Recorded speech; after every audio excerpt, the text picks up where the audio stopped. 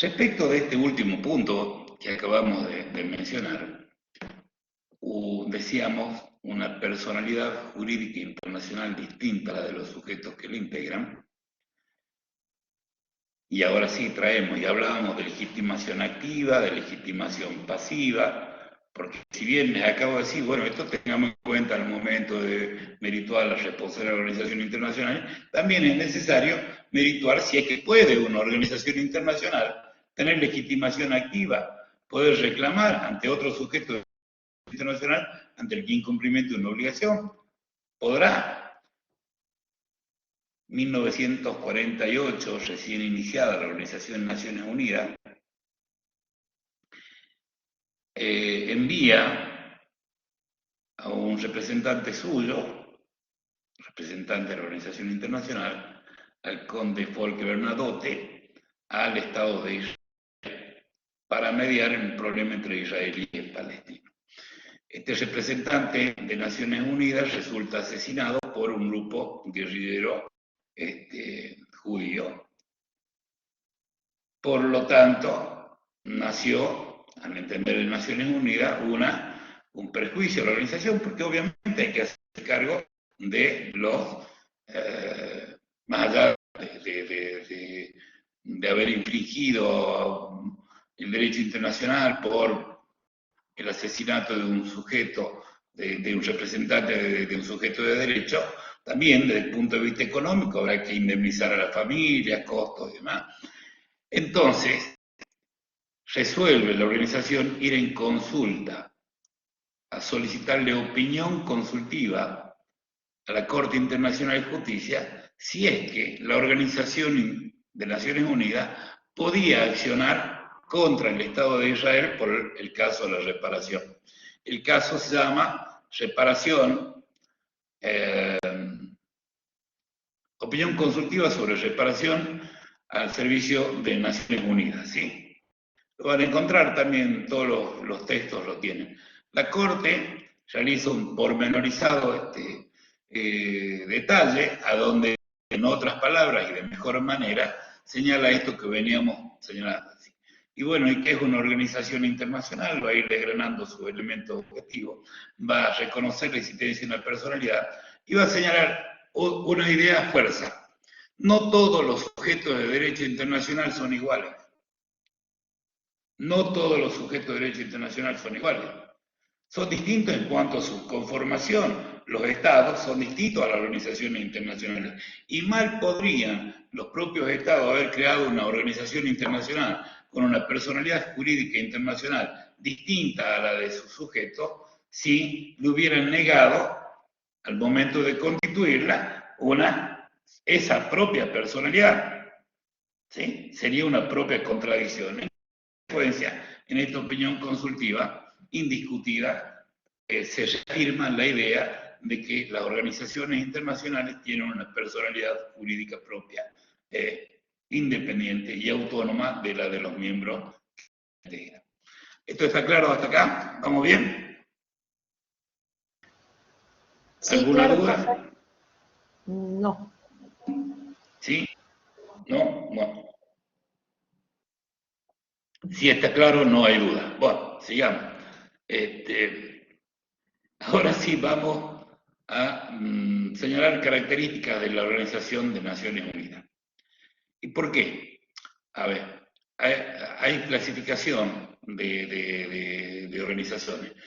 Y también los textos son muy sencillos en esto, se pueden clasificar en razón del objeto, hay organizaciones de índole económica, humanitaria, protectoras de derechos humanos, de medio ambiente, cualquiera sea el objeto, y habida cuenta que el derecho internacional contemporáneo, a diferencia del clásico, amplió notablemente el crecimiento cualitativo del derecho internacional, hace mención a esto, es que existe una diversidad en lo que exista. Actividad humana, podríamos decir hoy, existe ámbito de actuación del derecho internacional cuando quieren los estados de común acuerdo trabajar sobre ello. Entonces habrá tanta. En cuanto, y esto lo hablamos el lunes pasado, en cuanto a la posibilidad de acceso a la organización internacional, nosotros hacíamos referencia en la pregunta del parcial, si el tratado era abierto, cerrado, semiabierto, ¿se acuerdan? Bueno, acá también, las organizaciones pueden ser abiertas, pueden ser cerradas o semiabiertas, siguiendo la naturaleza del tratado constitutivo. De vocación universal, acá contra la típica organización abierta. Cualquier Estado puede participar. Las organizaciones regionales, por ejemplo, la Organización de Estados Americanos está reservada para ¿quiénes? Para los Estados americanos. En alguna oportunidad, en el año de la pandemia, preguntábamos, ¿se creó la Organización de Protección del Medio Ambiente del sur del continente africano? El Estado de Canadá pide su incorporación a dicha organización y fue rechazado. ¿Cuál habrá sido la razón? Y seguramente ese tratado habrá sido un tratado regional, ¿sí? Entonces, esto es como punto de partida para saber de qué está.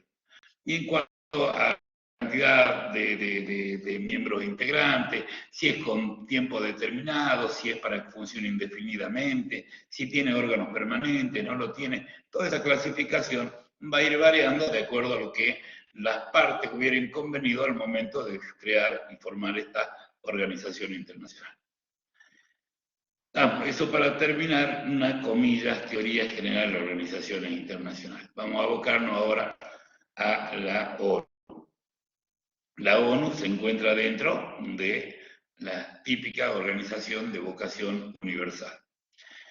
Nace, como ya hemos comenzado, señalábamos recién y todos sabemos, a partir de la Carta de San Francisco, en 1945, que es el tratado constitutivo de la Organización de Naciones Unidas. Como decíamos y reflexionábamos, que toda organización nacional tiene su punto de partida en un tratado internacional, la ONU también lo tiene, ¿sí?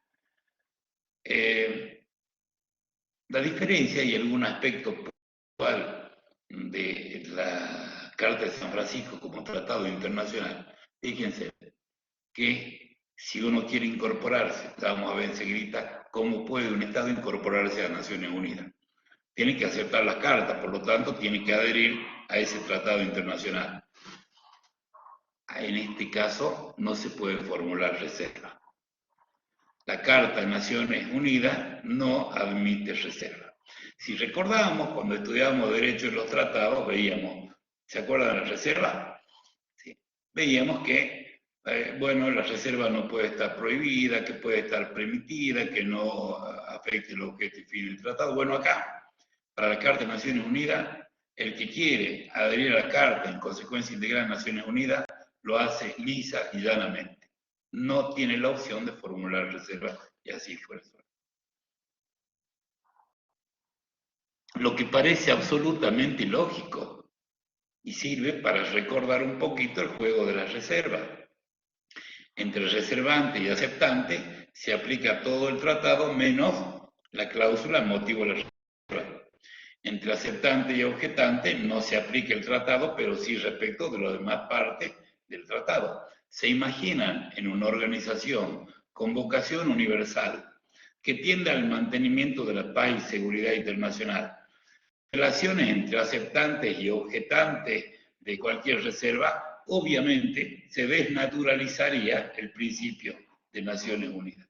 Está claro, no es solo una imposición de la Carta, sino que naturalmente surge la necesidad de que no pueda existir otro tipo de adhesión que no fuera la aceptación licitana de todas las cláusulas de la Carta de Naciones Unidas, como ella misma lo señala. Bueno, esta organización internacional tiene, como bien aportábamos al tratar de caracterizar a la organización, Romina decía, un objeto. El objeto o finalidad. Yo les pregunto, ¿cuál es el objeto del Estado argentino y dónde lo encontramos?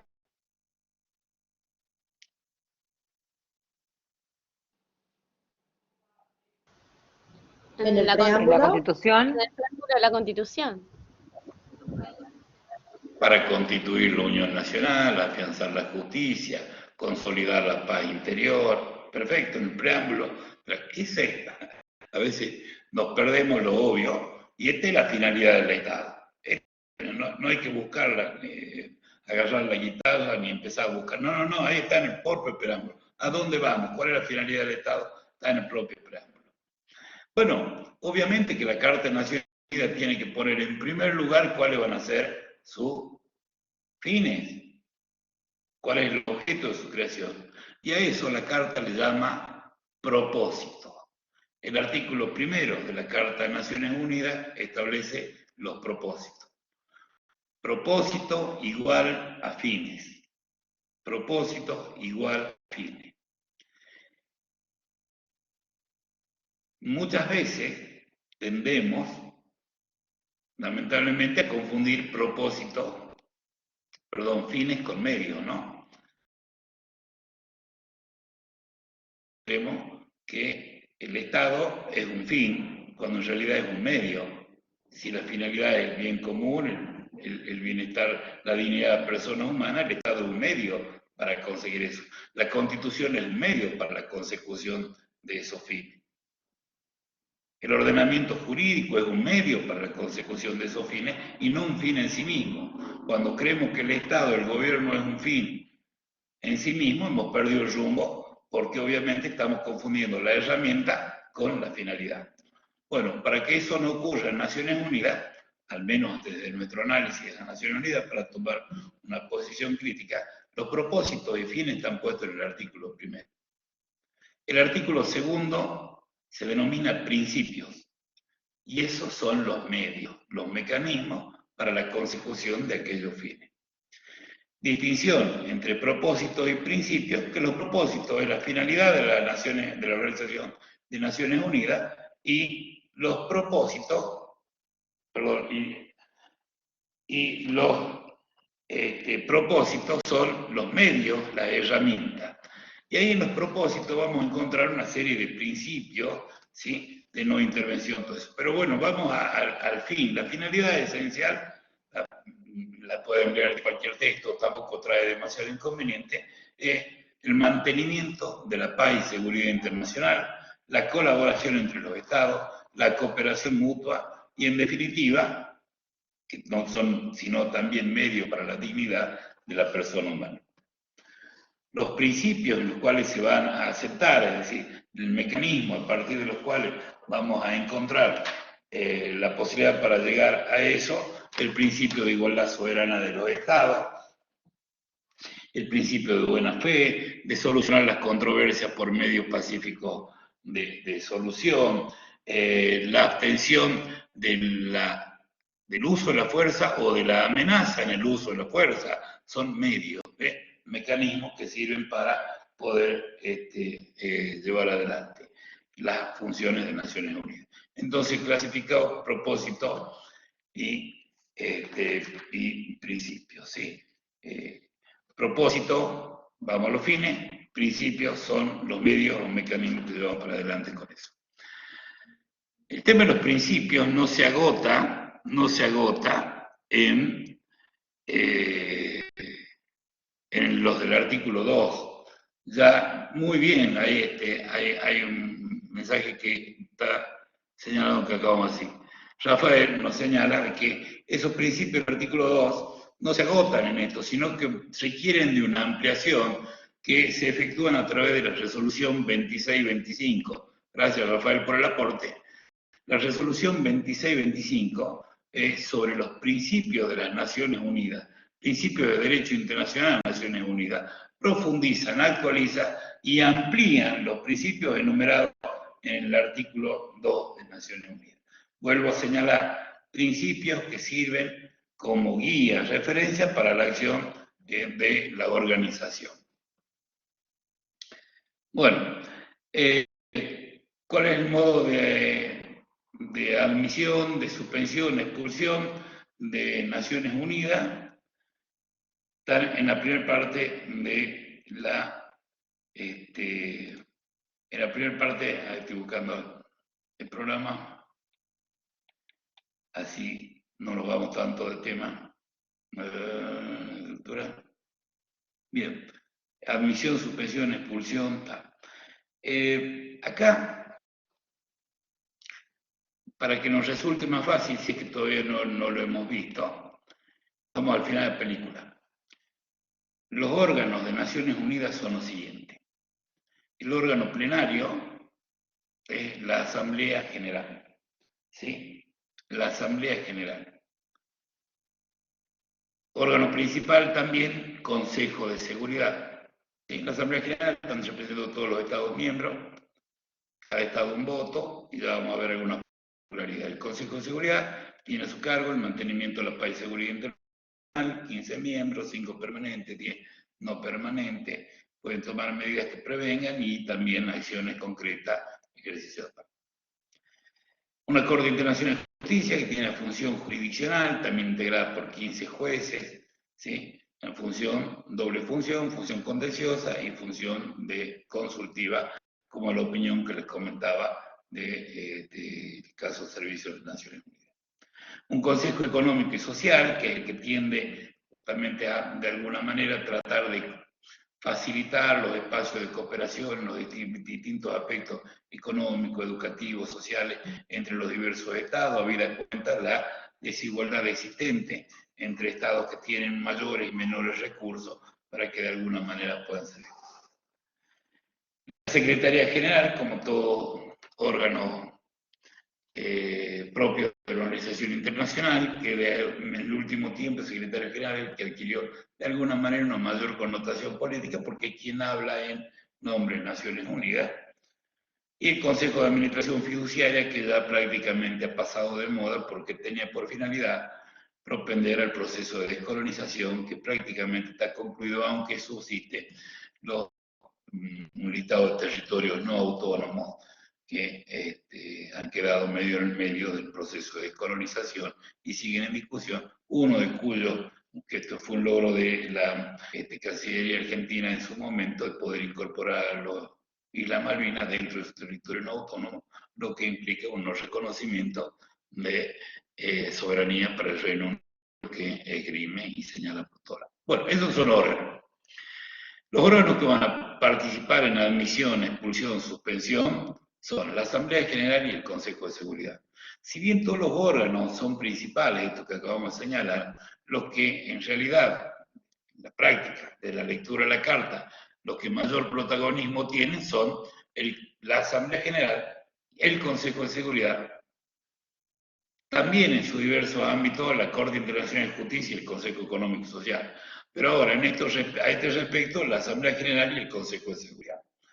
Para ingresar y ser miembro de las Naciones Unidas, es necesaria la aprobación por la Asamblea General, obviamente, que adhiere a la Carta y expresa que va a cumplir con los objetivos, fines de la Carta, declara ser amante de la paz y seguridad internacional. El Estado que se quiere incorporar, ¿sí? La solicitud se presenta a la Secretaría General, va al Consejo de Seguridad y el Consejo de Seguridad va a recomendar o no su admisión en la Asamblea General. Es decir, el filtro para que lo apruebe la Asamblea General está a manos del Consejo de Seguridad. De la misma manera, eso en cuanto a la admisión. La suspensión, cuando ya un Estado, dirá el artículo 6º por ahí, quinto, todo miembro que haya sido objeto de acción preventiva o coercitiva por parte del Consejo de Seguridad podrá ser suspendido por la Asamblea a recomendación del Consejo de Seguridad. Acá hay una particularidad, otra cosa que sale de la lógica. Fíjese, un miembro de Naciones Unidas puede ser suspendido por la Asamblea General. ¿Quién va a recomendar la suspensión? El Consejo de Seguridad. Pero la decisión la va a tomar la Asamblea General. Esa suspensión, termina diciendo el artículo 5º, podrá ser levantada, ¿qué nos dice la lógica? ¿Por quién?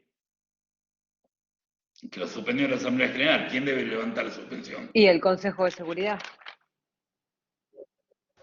En este caso, el Consejo La Asamblea. de Seguridad.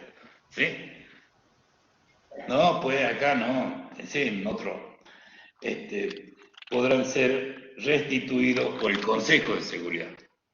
La lógica nos dice en la Asamblea, María Gracia, pero acá vemos de qué manera la fuerza gravitante que tiene el Consejo de Seguridad en este sentido, que puede llegar a suspender. Recomienda admisión, recomienda suspensión y también... Si el Consejo es el que si el Consejo es el que le da a la Asamblea la facultad para que lo incluya o no lo incluya, imagino que de la misma manera son los que deciden si entran o no entran al mismo organismo. Me permití ajustar un poco la terminología.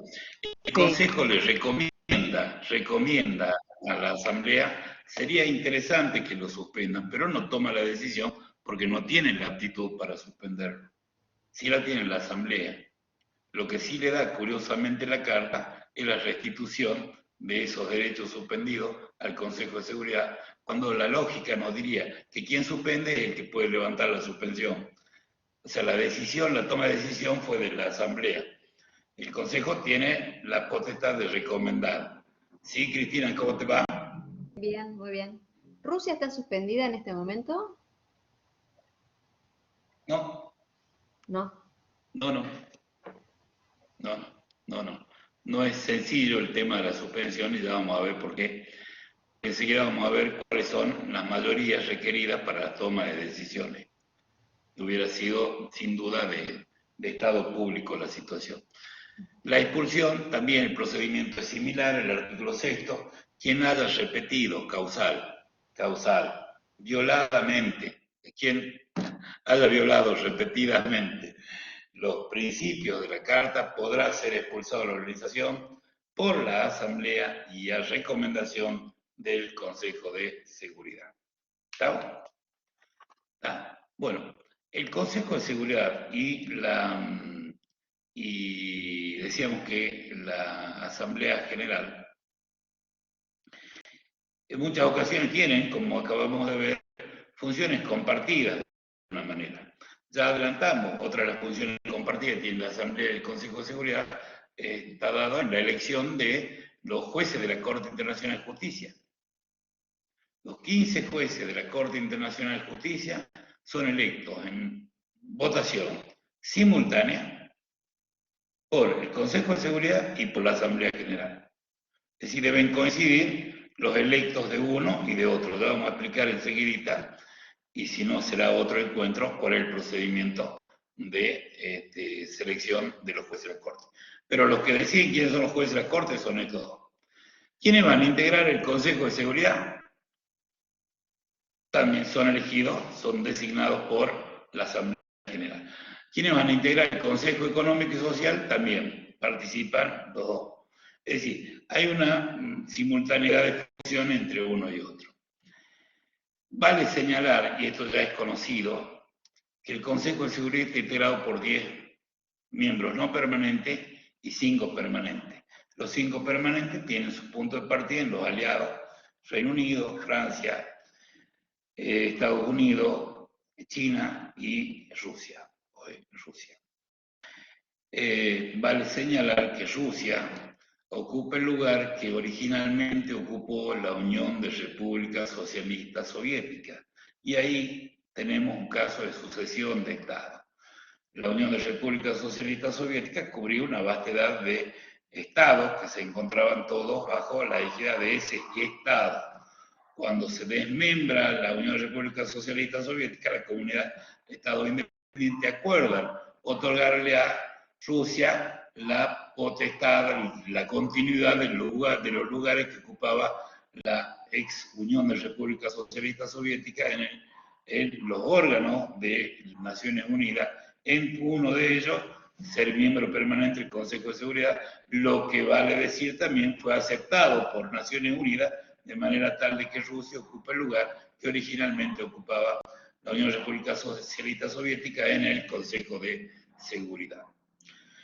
Como el propósito principal de Naciones Unidas, o el primero que se expresa de mejor manera, el mantenimiento de la paz y seguridad internacional, y para que no exista colisión de acciones respecto al mantenimiento o la consecución de este propósito, la Carta va a señalar en el artículo 12 una restricción a la Asamblea General a favor del Consejo de Seguridad. Miren, mientras el Consejo de Seguridad esté desempeñando las funciones que le asigna esta Carta con respecto a una controversia o situación, la Asamblea General no hará recomendación alguna sobre tal controversia o situación, a no ser que le solicite el Consejo de Seguridad. Fíjense la importancia que tiene en el balanceo de órganos el Consejo de Seguridad hasta el artículo 12.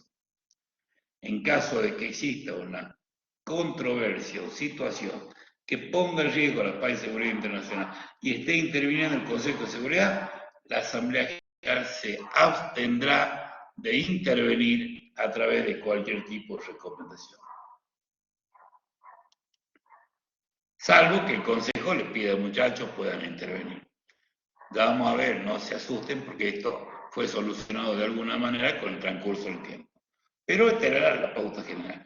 Lo primero que vamos a señalar, ahora refiriéndonos a la Asamblea, es que las funciones que tiene son funciones generales y las encontramos en el artículo 10. Fíjense, la Asamblea podrá discutir cualquier asunto o cuestiones dentro de los límites de esta Carta a que se refieren los poderes y funciones de cualquiera de los órganos creados.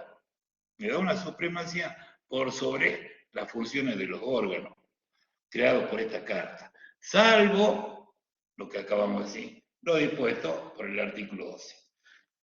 La Asamblea puede intervenir todo. Cuestiones del Consejo Económico y Social, listo, la discutamos nosotros. La están discutiendo ellos, no importa. Interviene la Asamblea General. Pero salvo el artículo 12, por eso se dice que la amplitud que tiene la Asamblea General a este respecto es de carácter general. Yendo un poco más en las cuestiones concretas, no nos olvidemos del 12, que es la restricción. La Asamblea General puede crear órganos subsidiarios. Órganos subsidiarios. ¿Qué es un órgano subsidiario? Mirá.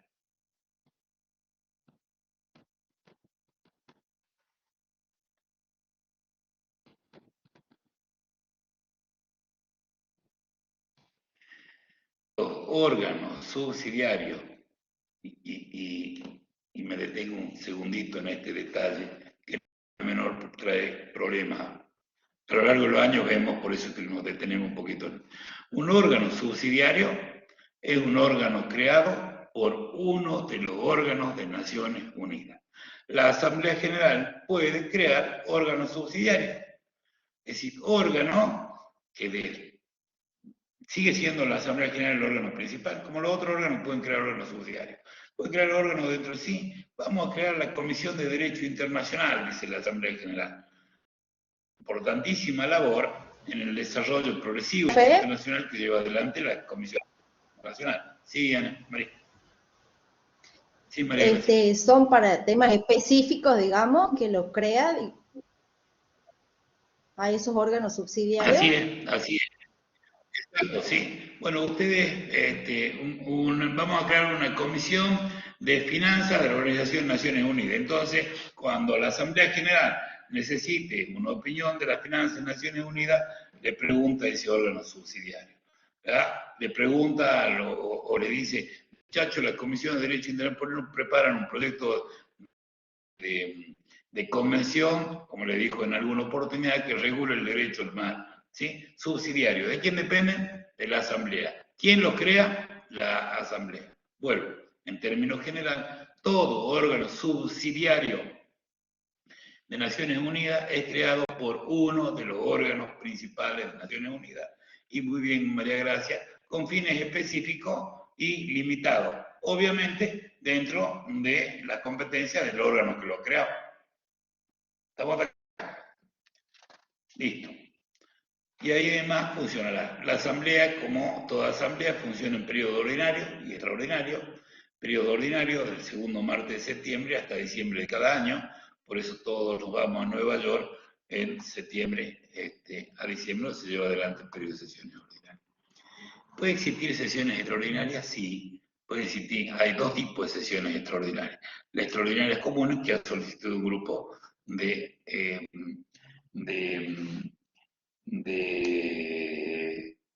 Estado, ¿sí?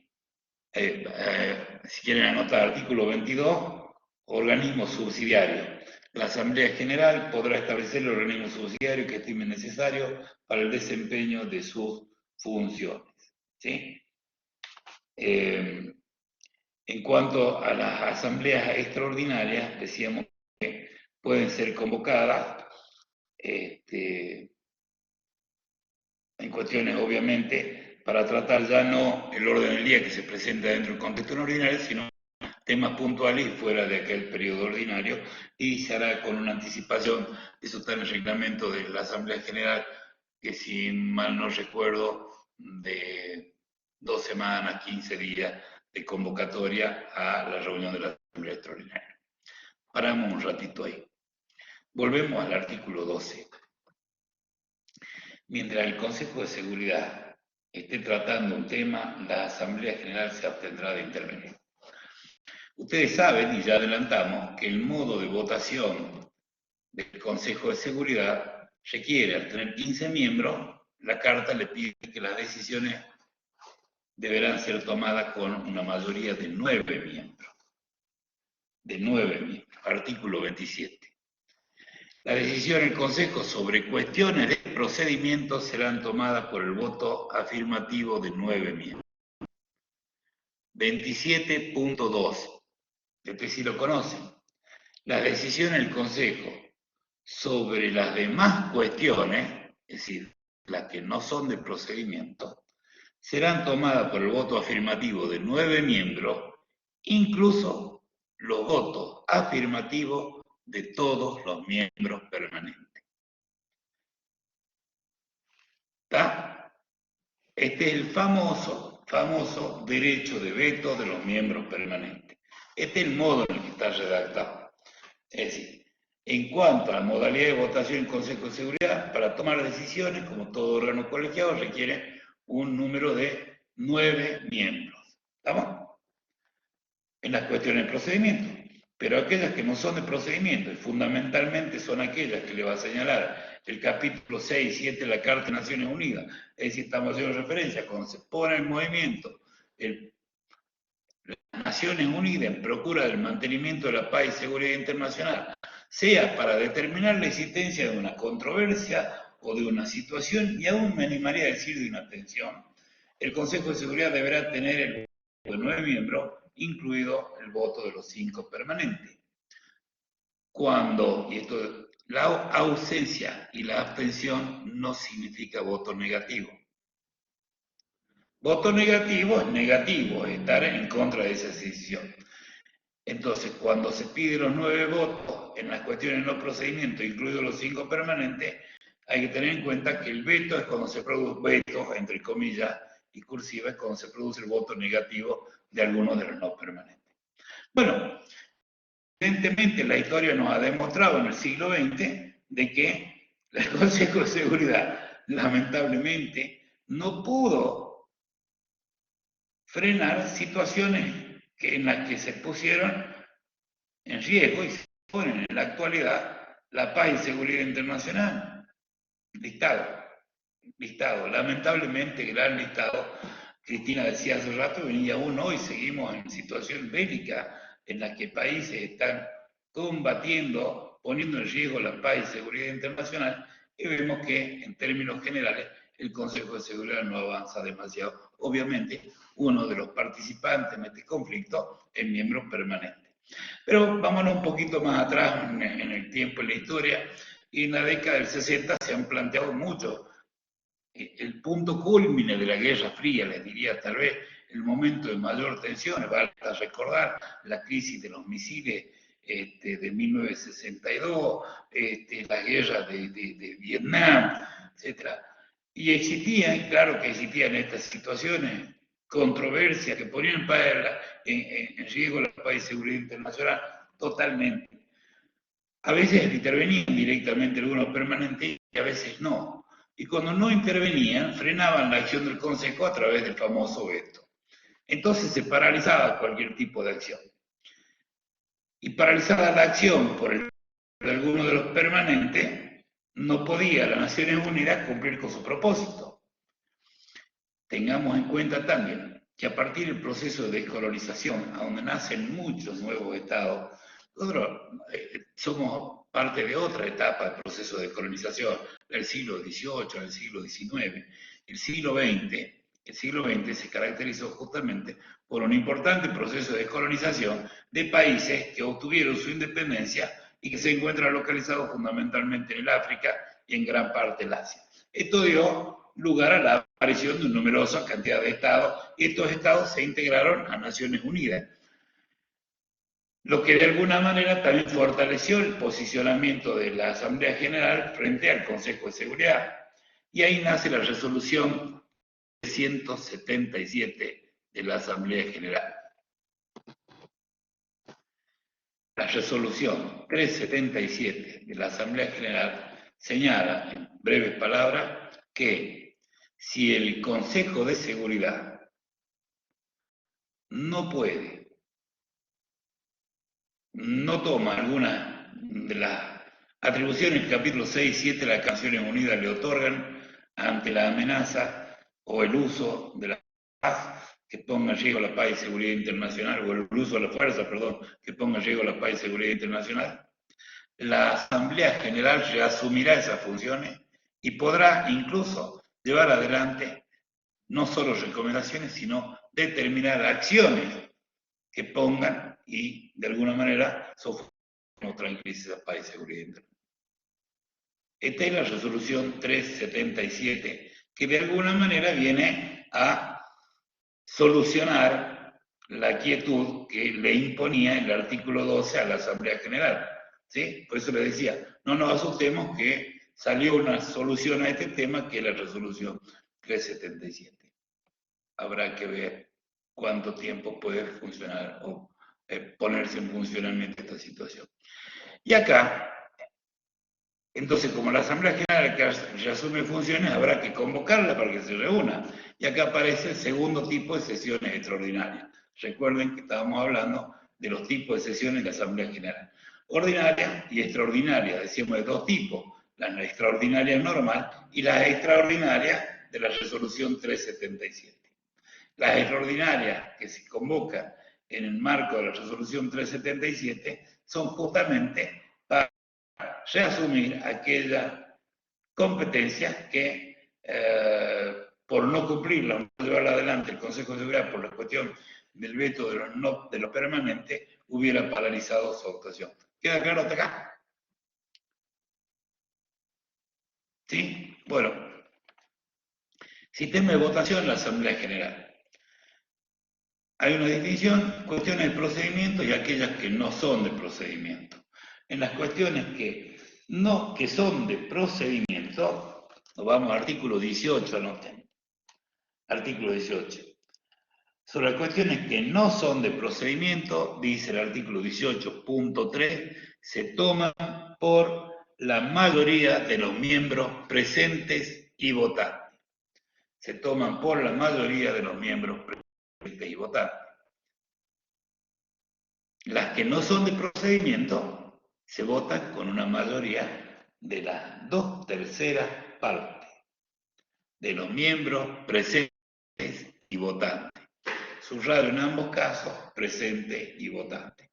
Sabemos que en los cuerpos colegiados hay una distinción entre totalidad de miembros y miembros presentes. Obviamente una cuestión meramente matemática y que cualifica de manera distinta a la mayoría. Bien, ¿cuáles son las cuestiones que requieren aprobación de 2/3 por la Asamblea General? El 18 las enuncia. El 18 las enuncia. Recomendaciones relativas al mantenimiento de la paz y seguridad internacional. ¿Sí? Recomendaciones. Uno de los instrumentos que emite Naciones Unidas son resoluciones y recomendaciones. Una recomendación, cuando esté en riesgo la paz y seguridad internacional, requiere el voto de las 2/3 partes. ¿Por qué? Porque primero hay que calificar si o no una situación o controversia que ponga en riesgo la paz y seguridad internacional. Respecto a la distinción entre los términos tensión, situación y controversia, remito a 10 de Velasco, son situación, tensión, situación y controversia, son, a ver, entre relaciones entre dos sujetos de menor a mayor grado de conflictividad. ¿Sí? Parece que hay algún problema. Hay un problema. Este es el problema. ¿Sí? ¿Se entiende? ¿Sí? Cuando está planteado, cuando está puesto sobre la mesa y aparece ya con total claridad. Bueno, el listado de votos que requieren las 2/3 partes, presente y votante de la Asamblea General, son recomendaciones y ahora vamos a ver porque nos sirve para ver qué relaciona con el Consejo de Seguridad en cuanto a la decisión. Elección de miembros no permanentes del Consejo de Seguridad, elección de miembros del Consejo Económico y Social, elección de miembros del Consejo de Administración Fiduciaria, suspensión de derechos y privilegios de los miembros, expulsión de miembros, cuestiones relativas al funcionamiento del régimen de administración fiduciaria y cuestiones presupuestarias. Ese es, a grandes rasgos, las principales características de la Asamblea General. Elige su presidente, tiene sus vicepresidentes, esto de manera continua, van a estar en la sede de Naciones Unidas y van a poder funcionar de alguna manera. Si bien la Asamblea General, repito, es un órgano no permanente, porque se reúne solamente como convoca en la Asamblea ordinaria, está convocada, y las extraordinarias que hemos mencionado, tiene comisiones de trabajo, son 6 comisiones de trabajo que tiene, y algunas de ellas son las que van preparando los asuntos que las comisiones van estudiando a lo largo del año para ser presentadas a la Asamblea General. La Asamblea General, queridos jóvenes, no es solo el día que vemos por la televisión y que van a hablar los presidentes o jefes de Estado de los diversos estados y en septiembre y en octubre. Sí, tratan una diversidad de temas que son elaborados con estos temas y que obviamente hace a los fines generales a lo que está llamado la Asamblea General. De otro lado tenemos, decíamos, el Consejo de Seguridad, cuya principal misión es el mantenimiento de los países internacionales. 5 miembros permanentes y 10 no permanentes. Los 10 no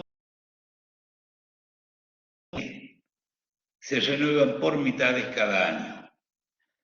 Cada Estado que es electo en su condición de miembro del Consejo de Seguridad como no permanente tiene 2 años de mandato.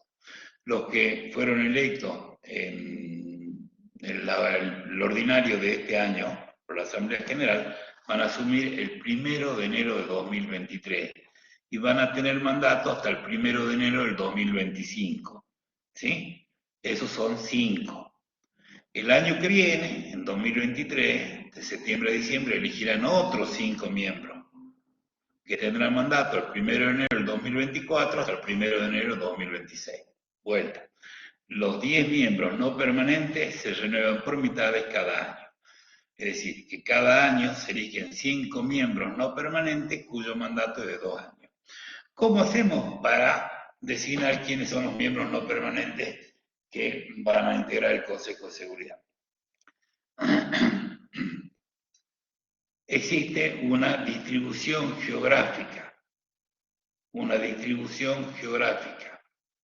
de estos 10 miembros no permanentes. Voy a tratar de recordarlos de memoria. A ver. Si anotamos es más fácil. 2 por América Latina y el Caribe. 3 por Asia y África. 2 por Europa Oriental. 4 y 3, 7. Faltan 5. ¿Qué problema?